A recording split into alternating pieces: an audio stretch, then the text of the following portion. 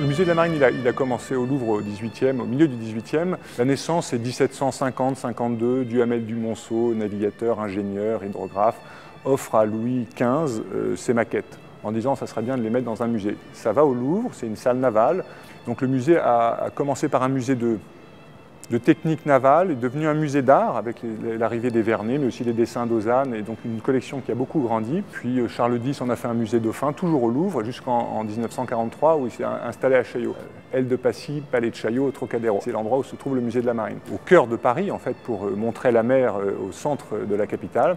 Il se trouve qu'il est donc dans un monument historique à Paris, mais aussi dans un monument historique à Brest. Il se trouve aussi qu'à Toulon, il y a la porte de l'Arsenal qui héberge le musée de la Marine. À Port-Louis, à côté de Lorient, une citadelle Vauban, on retrouve le musée de la Marine, une citadelle formidable. Et puis à Rochefort, là où il y a des arsenaux, il y a un musée de la Marine. En fait, c'est les lieux de construction et de développement de l'histoire de la Marine depuis plus de 400 ans. Et c'est là qu'on retrouve les grandes implantations du musée de la Marine. C'est un musée qui est organisé de façon un peu original parce qu'il traite un sujet un peu original. Donc c'est un musée de sciences, on peut apprendre beaucoup de choses sur les techniques de navigation et l'exploration, les techniques d'architecture navale. C'est aussi un musée d'histoire, donc il faut parler de, même il y a plus de 400 ans, la marine existait déjà. Donc on présente beaucoup de choses d'un point de vue historique, on présente aussi beaucoup de choses d'un point de vue artistique. Il y a dans nos collections plus de 60 000 œuvres, sans parler des documents, il y en a à peu près autant, et des archives et des plans. Donc c'est un musée qui a beaucoup de choses, donc pour présenter tout ça et de façon à la fois attractive et intelligente, il a fallu séquencer, segmenter les choses. Donc au fond, ce qu'on voit à Paris, et ce qu'on voit aussi dans les ports, c'est un petit bout de tout ce qu'on pourrait présenter par grandes thématiques. Donc se repérer en mer, tempête et naufrage, les grands tableaux de Vernet. Donc il y a des escales et des traversées, c'est des concepts qu'on a et que nos prédécesseurs ont inventé pour organiser ce musée.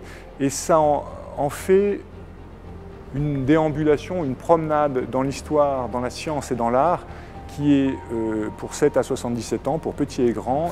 Il y a à peu près 6 ou 7 000 maquettes ou modèles, 3 000 peintures et plein d'autres choses. Et c'est ça qui fait un peu la force de ces collections qui peuvent depuis le début jusqu'à aujourd'hui, bouger. On ne présente jamais la même chose. Quand vous venez au musée, c'est jamais le même musée, puisqu'il a toujours un peu, comme l'eau d'un fleuve qui coule, toujours un peu évolué. Moi, il y a une œuvre que je trouve qui est assez emblématique et qui me fascine. On a un écorché, c'est-à-dire un plan en coupe du Normandie. Le Normandie, c'est un formidable paquebot. On peut voir l'intérieur de ce bateau. On voit même une des cheminées. Il y a 3 cheminées sur ce bateau. Il y en a une qui ne servait à rien. Elle était juste là pour être belle, pour équilibrer la silhouette du bateau. Mais il se trouve qu'à l'intérieur, on avait le chenil. Et donc les passagers pouvaient venir avec leur lévrier, leur chien, avec un chenil à bord. On a essayé de reconstituer l'intérieur d'un sous-marin nucléaire. Parce que les gens ne peuvent pas aller facilement dans un sous-marin. On a reconstitué les bannettes d'un sous-marin nucléaire. On peut rentrer dans ce qui est aujourd'hui l'intérieur d'un sous-marin. Je pense pour que le grand public, pour le lien Armée-Nation, c'est aussi un objet très important. On a aussi l'intérieur de la cabine du Mogador, qui est un bâtiment de guerre, mais qui a un style très art déco. Donc on montre tout ça, et c'est ce mélange harmonieux entre l'art, les objets techniques et l'histoire qui fait le sel un peu du musée de la Marine. Pour les Journées européennes du patrimoine, il y a un thème qui est cette année autour de l'architecture.